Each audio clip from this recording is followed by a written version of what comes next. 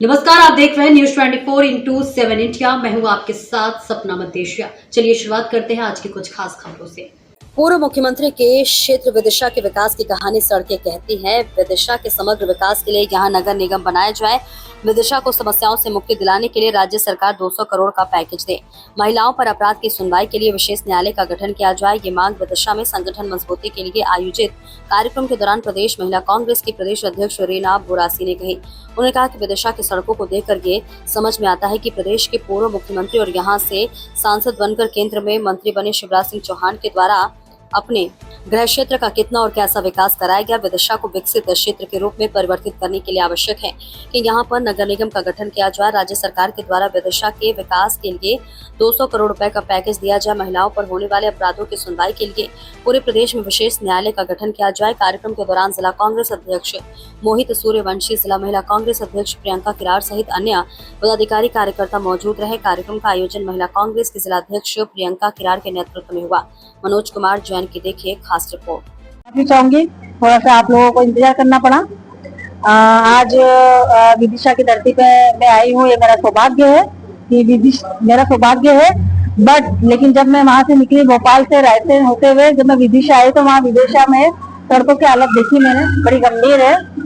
बड़ा दुख होता है कि पूर्व मुख्यमंत्री शिवराज सिंह जी का ये गृह क्षेत्र है, उसके बावजूद यहाँ की सड़कें बड़ी दयनीय स्थिति में है। इसके पहले मैं आई थी जब दमोह और सागर का मैंने दौरा किया था। उस वक्त जब मैं वापस आई तब मैंने देखा कि मतलब मुझे इंदौर पहुंचने में भोपाल और फिर इंदौर जाना पड़ा। बीच का जो रास्ता पूरा बंद पड़ा हुआ है, इतनी रोड खराब थी कि मुझे कम से कम 8 घंटे इंदौर पहुंचने में लगे। तो ये मतलब ये विडम्बना है कि इस जगह का जो गृह मंत्री गृह क्षेत्र जिसका था, जो पूर्व मुख्यमंत्री रहते हुए जिन्होंने 25 साल तक 20 साल तक मध्य प्रदेश पे राज करा, उसके बावजूद उन्होंने विदिशा के लिए कुछ भी नहीं करा। देखिए आप रोड की जो हालत है, यही पास में हम बात करेंगे कांग्रेस के पूर्व मुख्यमंत्री आदरणीय कमलनाथ जी, उनके आके उनके क्षेत्र में जाके देखिए छिंदवाड़ा में किस तरीके से डेवलप है, किस तरीके से विकास है।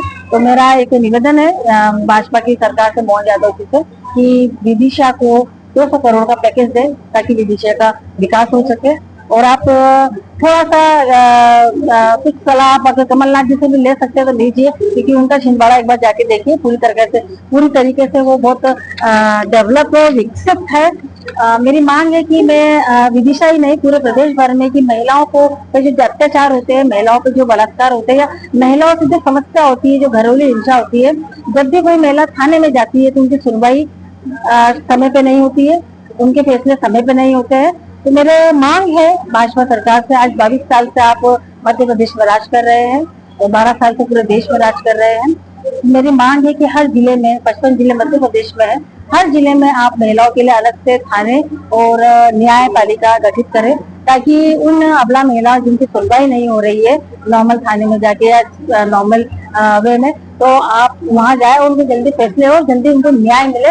ये मेरी अपील है और ये मेरे निवेदन है भाजपा सरकार से कि महिलाओं की सुरक्षा के लिए आप कुछ ऐसे प्रबंध करें ताकि सुरक्षित महसूस हो, और रात में, दिन में, हर वक्त, चाहे वो छोटी बच्ची हो, चाहे वो फिर एक वृद्ध महिला हो, अपने आप को सुरक्षित महसूस करें। यही मेरा आप लोगों से निवेदन है। और सभी को पता है कि घोटाले किस तरीके से मध्य प्रदेश में हो रहे हैं। अभी मैं रायसेन जिले में भी थी, वहाँ मैंने देखा कि 800 क्विंटल रातों रात गायब हो गया, जिसका अभी तक तो कोई जांच समिति में कोई उचित परिणाम नहीं आया, ना उसको कोई कार्रवाई हुई है। ये सिर्फ रायसेन या विदिशा की बात नहीं, पूरे मध्य प्रदेश की बात करूंगी। मध्य प्रदेश में महिलाओं पर जो अत्याचार हो रहे हैं, निरंकुश होके जो बलात्कार हो रहे हैं, उसका एक ही कारण है क्योंकि बलात्कारियों पे किसी भी तरीके की कोई सख्त कार्रवाई नहीं हो रही है। एक छोटी 4 साल की बच्ची के साथ बलात्कार हो रहे हैं, एक वृद्ध महिला के साथ भी बलात्कार हो रहे हैं। ये तानाशाही इतने हौसले बुलंद क्यों हो रहे हैं? क्योंकि इनके मंत्री खुद जब विजय शाह की बात करूंगी कि रतलाम में उन्होंने लाडली बहनों को सरेराह धमकी दी थी कि अगर लाडली बहना मुख्यमंत्री के कार्यक्रम में नहीं आती है तो उनकी लाडली बहना योजना बंद कर दी जाएगी। जब चुनाव थे तब आपने इन्हीं महिलाओं को फिर आंखों में बिठाया, बहनें बनाया। उसके बाद आप उनको धमकी देते हैं कि आप अगर हम मुख्यमंत्री के प्रोग्राम में नहीं आओगे तो आपका नाम काट दिया जाएगा लाडली बहना में। तो मैं तो ये भी पूछना चाहती हूँ कि पिछले 2.5 साल से आपने कितनी लाडली बहनों के नाम जोड़े हैं? ये बड़ा विषय है। और दूसरा, आपने कई लाडली बहनों के नाम काट भी दिए हैं। क्यों काटे? सिर्फ आप इन बहनों को सिर्फ उपयोग करते हैं। आने वाले समय में आपने कोई लालच देंगे बहनों को, पर अब मध्य प्रदेश की बहनें समझ चुकी है, मातृशक्ति समझ चुकी है कि उनका उपयोग सिर्फ सत्ता को पाने के लिए किया जा रहा है। उनके उनके उनके लिए महंगाई, उनको 1500 रुपए देके महंगाई का एक बड़ा बोझ दिया जा रहा है। गैस सिलेंडर महंगी है, आप देखिए कि बिजली का बिल कितना आ रहा है। ये सब महिलाएं अपने घर में रोज देख रहे हैं कि अब कल ही एलपीजी तो 21 रुपए बढ़ा दिए गए। तो ये विडम्बना है देश के, प्रदेश की, कि लगातार निरंकुश सरकार अपने आप को तानाशाही बनाती जा रही है, बोले जनता हमको जिता रही है। हालांकि जनता तो नहीं जिता रही, जनता तो उन्हें हर जगह हराना चाहती है। लेकिन आप देखिए कि इस तरीके से सरकारी तंत्र का उपयोग करके, लोकतंत्र की हत्या करके, जनता को गुमराह करके वो सत्ता को प्राप्त कर रही है। सबसे बड़ा उदाहरण नारी शक्ति वंदन अधिनियम की बात करूंगी। महिला आरक्षण के नाम पे इन्होंने राजनीति की इतनी रोटियां सेकी है कि पिछले ही महीने 2 महीने पहले जब 5 राज्यों के चुनाव थे, तभी महिला आरक्षण बिल लेकर आए चुनाव के बीच में, क्योंकि पश्चिम बंगाल और तमिलनाडु के चुनाव चल रहे थे। उसके पहले 2.5 साल पहले जब लोकसभा और विधानसभा में महिला आरक्षण बिल पारित हो गया था, तो उन्होंने क्यों नहीं लागू करा 2.5 साल में? जब चुनाव है तभी क्यों उनको महिला आरक्षण की बात हुई है?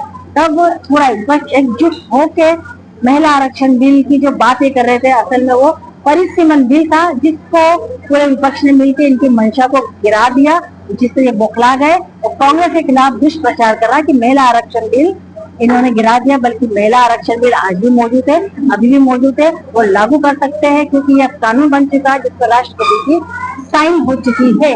तो देश को ये बरगलाए नहीं, फुसलाए नहीं। पूरी महिला जानती है कि महिला आरक्षण बिल तो हमारी विपक्ष के समर्थन से ही पारित हुआ है। लागू आपके हाथ में करना, आप कब करेंगे, ये हमारा आपसे सवाल।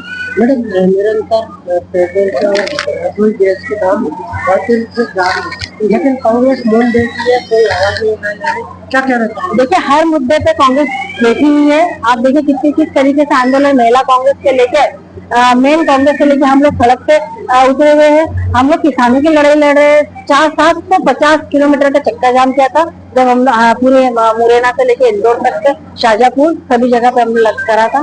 सिलेंडर को लेके लगातार हम लोगों ने आंदोलन करके भाव कम नहीं हो जाते, महंगाई कम नहीं हुई थी। नीट में जब पेपर लीक हुआ था, उन हजारों करोड़ों बच्चों के बताइए जिनका परिवार बच्चों को पढ़ाने भेजता है, किस तरीके से कर्जा लेकर उनका परिवार के बच्चे बाहर जाते, शहरों में पढ़ने जाते, और जब वो एग्जाम देते उसके बाद पता चलता कि नीट का उनका पेपर लीक हो गया। और सिर्फ नीट की बात नहीं करूंगी, कई ऐसे सीयूटी की बात करूंगी, सीबीएसई की बात करूंगी, हर पेपर से लीक हो रहे। 90 बार पेपर लीक हो चुके, 50 बार इनकी फिर से परीक्षा होती थी।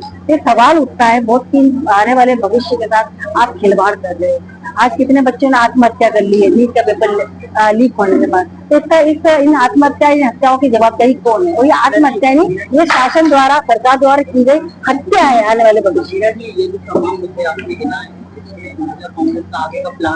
देखिए, महिला कांग्रेस हर मुद्दे पे लड़ती आई है, हर जिले में लड़ रहे हैं हम लोग। जब भी मुद्दा था, चाहे विजय शाह का मुद्दा हो, चाहे वो नीट का मुद्दा हो, चाहे फिर वो गैस का मुद्दा हो, पेट्रोल डीजल का मुद्दा हो, हर जगह पे महिला कांग्रेस हर जिले में 55 जिलों में नीचे सड़क पर उतरती है, उनके मुद्दों को उठाती है। और हम बार बार मांग करते हैं कि जब तक हमारी मांगे पूरी नहीं होती ना, हम लगातार लड़ते रहे। और सिर्फ महिला कांग्रेस में हमारी पूरी कांग्रेस लगी हुई है इसके लिए।